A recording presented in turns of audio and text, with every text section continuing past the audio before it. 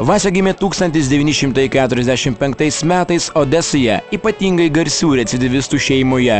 Jo tėvas, Petė Prikolnikovas, tarp vagių tiesiog prikolas. Buvo Odesos miesto kišenvagis, profesionalas ir atsuktuvo virtuozas. Jis buvo tikras universalas.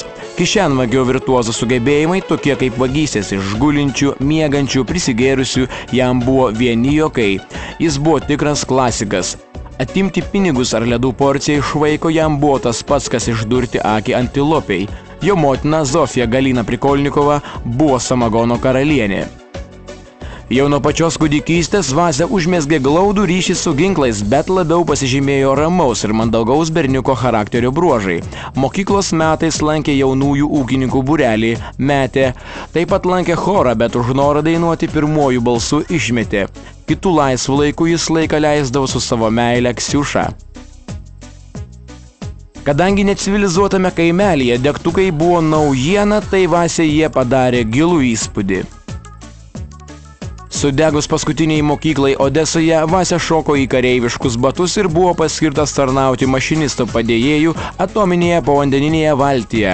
Na, o įprotis gerti visą, kas dega, vos nepražudė visos įgulos. Todėl aukščiausiasis karo teismas nuteisė Vasią kalėti 11 metų Ukrainos kalėjime, kuriame jis susirado daugybę draugų.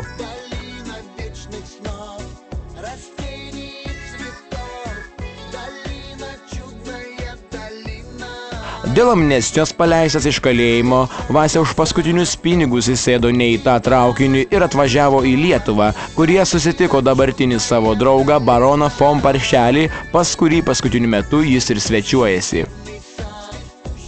Viešėdamas pas baroną von Paršelį, Vasia vis nenustygo vietoje ir stengėsi visais įmanomais būdais užsidirbti pinigų bilietui atgal į Magadaną, bet dėl savo išsiblaškiusio būdo visus savo pinigus prageria. Na, o šiuo metu Vasia sėkmingai šventosios paplūdimiuose pardavinėja lytinę potenciją keliančius čeburėkus ir dėl nelegalios prekybos yra gerai žinomas šventosios mentų.